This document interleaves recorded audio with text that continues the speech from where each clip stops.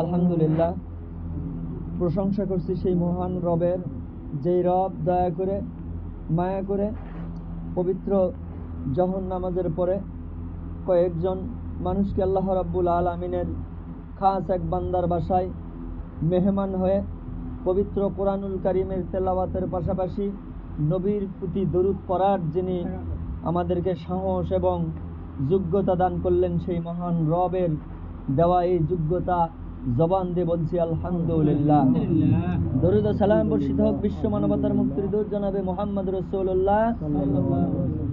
আমি পবিত্র কালামে হাকিম থেকে একটি আয়াতে কারিমা তেলাওয়াত করেছি। আল্লাহ রাব্বুল আলামিন সেখানে মুমিনদেরকে সান্ত্বনা দেওয়ার জন্য আল্লাহ বলছে, ইয়া আইয়াতুহান নাফসুল মুতমাইন্নাহ, হে প্রশান্ত আত্মা, যেদিন আমাদের মালাকুল মউত চলে আসবে, আমরা যদি ইমানদার হই, আমরা যদি আল্লাহ তাআলার হুকুম আহকামের সাথে নিজের জীবনকে দুনিয়ার বাস্তব জীবনের সাথে আমরা মিলিয়ে চলতে পারি, আর মৃত্যু আসার সঙ্গত সময় পূর্বে মালাকুল মউত যখন আসবে তখন আমাদেরকে বলবে যে, হে প্রশান্ত আত্মা, তুমি আল্লাহর সন্তুষ্টির জন্য স্বইচ্ছায় বেরিয়ে এসো। সুবহানাল্লাহ। এবং শুধু বেরিয়ে এসেই ক্ষান্ত নয়, আল্লাহ তাআলার ওয়াদা মতো সেই জান্নাতে প্রবেশ করো, যেই জান্নাত পাবার জন্যে এই দুনিয়াতে জেল জুলুম ফাঁসি নির্যাতন অনেক কাজগুলোকে ফাঁকি দিয়ে আল্লাহ তাআলার বন্দেগী করার জন্য কাজের মুহূর্তে চলে আসছো। সেই আল্লাহ তাআলার রেজামন্দি হাসিলের জন্য আল্লাহ তাআলা দয়া করে মায়া করে তোমাদেরকে আজকে জান্নাতের মেহমান বানিয়েছেন। এখান থেকেই তোমাদের যাত্রা শুরু। আল্লাহ রাব্বুল আলামিন আজকে যেহেতু আমরা এসেছি বসেছি, আমাদের সকলের কোনো উদ্দেশ্য না থাকলেও এই বাসার মালিকের একটা উদ্দেশ্য আছে, না নাই? প্রত্যেক বছর এই বাসার মালিক এই পরিবার থেকে অনেকেই বিদায় নিয়ে চলে গেছে। খাস করে আমার মনে আছে, একটা ছোট্ট বাচ্চা আমাদেরকে এতিম বানায় চলে গেছেন, ঠিক কি না?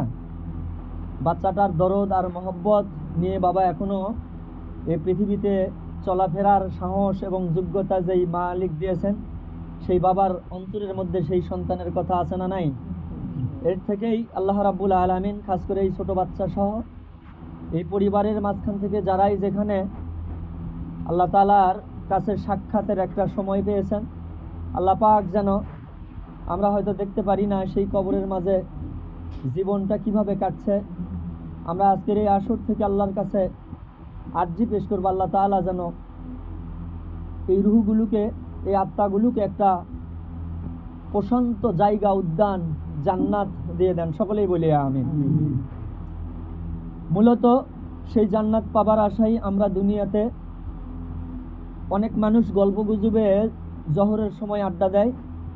আমরা গল্পগুজবে না থেকে মালিককে খুশি করার জন্য আমরা সেজদা করি। আল্লাহ পাক এই সেজদা যেন আমাদের হায়াতে জিন্দেগি চলমান রাখে। খাস করে আমাদের ইবাদতে যা কিছু ঘাটতি আছে, আমরা যেন নতুন নতুন আমাদের জীবনে একটা করে ইবাদতের জায়গা করে দেই। যেই দিন আমাদের ইবাদতের দরজাগুলো আল্লাহর পক্ষ থেকে যেই নিয়ম আর নীতি, জায়েজ এবং হালাল বিষয়গুলো আল্লাহ দিয়েছেন, সেই বিষয়গুলো আমাদের দ্বারা যেই দিন পূর্ণ রূপে পৌঁছে যাবে, আমাদের জীবন যখন আল্লাহর কাছে পরিশুদ্ধ মনে হবে, সেই দিন আমাদেরকে আল্লাহ রাব্বুল আলামিন কম বয়স হোক আর বেশি বয়স হোক, আমাদেরকে এই দুনিয়ার মাঝ থেকে নিয়ে বরজখ অর্থাৎ কবরের জগতে নিয়ে যাওয়া হবে। আর কবর হচ্ছে এই মানুষের জীবনের এই পৃথিবীর থেকে বিদায় নেওয়ার প্রথম মঞ্জিল। আল্লাহর হাবিব সাল্লাল্লাহু আলাইহি ওয়াসাল্লাম বলেছেন, কোনো ব্যক্তি যদি এই প্রথম মঞ্জিলে আটকা পড়ে যায়, সব জায়গা, হাসর মিজান ফুলসিরাত সব জায়গা কি হয়ে যাবে? আটকা পড়ে যাবে। আর এই কবর মঞ্জিল, এই প্রথম ধাপ কোনো ব্যক্তি যদি পার পেয়ে যায়, আল্লাহ রাব্বুল আলামিন সবগুলো তার জন্য আসান করে দিবে। সুবহানাল্লাহ। আল্লাহ পাক যেন আমাদের প্রত্যেককেই, মা বোন সহ সকলকেই আল্লাহ তাআলার রেজামন্দি হাসিলের জন্য আমাদের কবর নামের মঞ্জিল যেন পার হবার মতন আল্লাহ তাআলা কিছু দয়া এবং রহমত বর্ষণ করে। সকলে বলি আমিন।